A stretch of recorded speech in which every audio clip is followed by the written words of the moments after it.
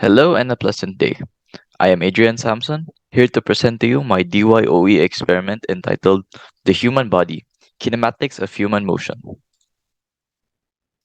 So, the objectives of this experiment are find the difference and relationship between the velocity versus time graph and a displacement versus time graph of a person in constant velocity in both moving away and towards the origin and along a straight line with increasing speed, be able to understand and mimic the given displacement versus time graph and velocity versus time graph, be able to analyze, tabulate, and graph a person's motion in a given time frame, and be able to expound on how reaction time can vary across from person to person and circumstance to circumstance. So, for a brief understanding of the theory of this experiment, speed is a scalar quantity that refers to the rate at which an object covers a distance. It is also known as the average speed, since it shows the distance over time ratio and is given by the formula distance over time. Velocity, on the other hand, refers to the time rate of change of the position of an object.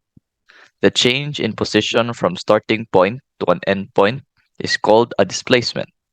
The following formulas determine the computation for displacement and velocity, with x referring to position, f for final, and I for initial, and t to time.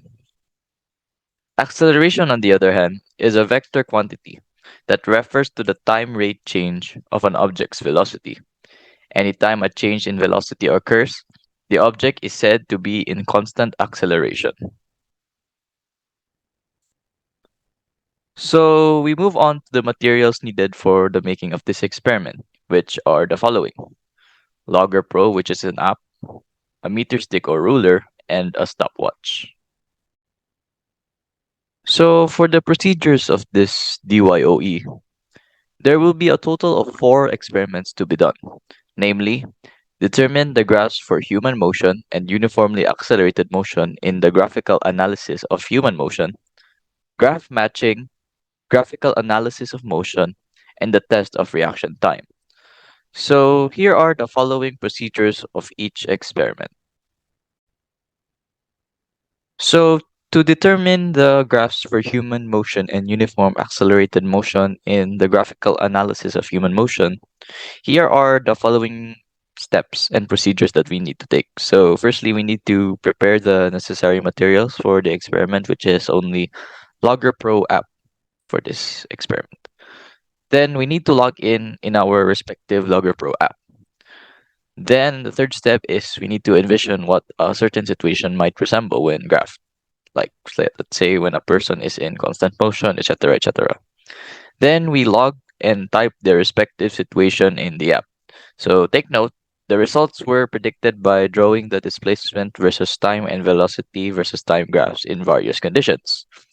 Through the program, graphs of motion were produced within different conditions. For graph matching, again, we need to log in our respective Logger Pro app. But secondly, a position versus time graph and velocity versus time graph was reproduced by matching the given graph using the motion of an object. So for the graphical analysis of motion, we first need to find representatives that are willing to partake in the experiment. So each representative will walk in a straight path for 10 seconds. Then we record your observations through the stopwatch. Then, lastly, we tabulate and compute the data given. And for the final, which is the test for reaction time, first need to find representatives that are willing to partake or participate in the experiment. So basically, each member is tasked to catch the meter stick or ruler suspended by another member of the group with the thumb and index finger. So after that, we record our observations for the first segment. Now, for the second part, sparingly, each member is tasked to catch the meter stick or ruler again, suspended by another member of the group with the thumb and index finger. But this time, the representative will be doing so whilst the member is distracted by talking to another member. And then, lastly, we record our observations for the second and last segment of the experiment. We now move on to the data analysis. For Activity 1 Graphical Analysis of Human Motion, the displacement versus time graph and velocity versus time graph of a person moving away with constant velocity from a chosen starting point for a period of 10 seconds were first predicted and sketched shown in Figure A, 1A, and produced using the Logger Pro app shown in Figure 1B. From the displacement versus time graph, it is shown that the line is moving in an inclined positive direction, where the displacement of a person will increase as time also increases, since the person is moving away. From the velocity versus time graph, it is shown that the line is parallel to the x horizontal value, since the velocity of the person moving is always constant as time increases. The person's starting position is higher than zero, since the person is moving away from the origin. The second task was for a person moving toward a chosen starting point with constant velocity for a period of 10 seconds. From the displacement versus time graph, it is shown that the line is moving in a decline negative direction, where the displacement of a person will decrease as time increases. This is because the starting position of the person is away from the origin, and as he moves towards it, the person's displacement decreases. From the velocity versus time graph, it is shown that the line is parallel to the x horizontal value, since the velocity of the person moving is always constant as time increases. The x values are negative since the person is moving towards the origin. Finally, the third task was for a person moving away from a chosen starting point along a straight line with increasing speed for a period of 10 seconds. From the displacement versus time graph, it is shown that the line is gradually increasing over time, since the speed of the person is increasing over time. The velocity, on the other hand, is moving positively in a diagonal line, since the speed is increasing constantly over time. It is not clearly seen in the produced graph since getting higher values of velocity would need higher displacement as well, but this cannot be done due to limited space. For activity 2 graph matching, a position versus time graph and a velocity versus time graph was reproduced by matching the given graph using the motion of an object. For the first graph, the given graph is shown along with the attempt at reproducing it.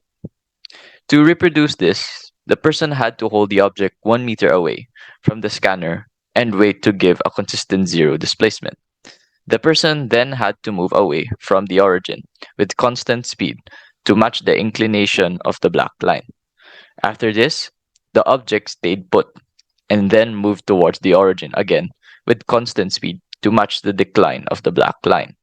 Finally, the object stayed put again to match the horizontal line, where there is no movement detected or no displacement. For the second graph, the given graph is shown along with the attempt at reproducing it.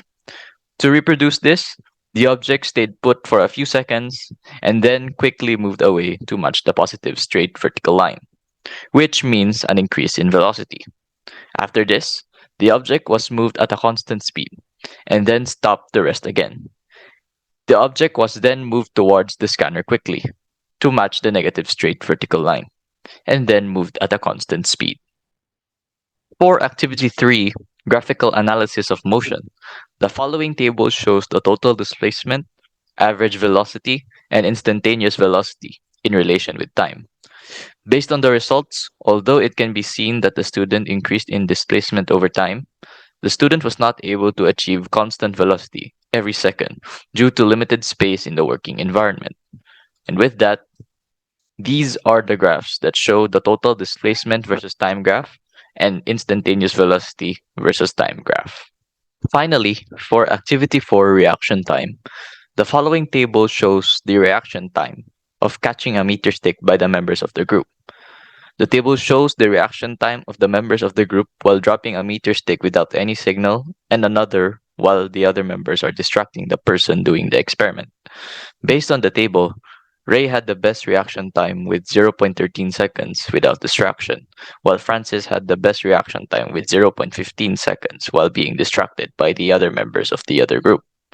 This is the case because some factors are outside our control, such as age, left or right handedness, and whether the stimulus is visual or auditory.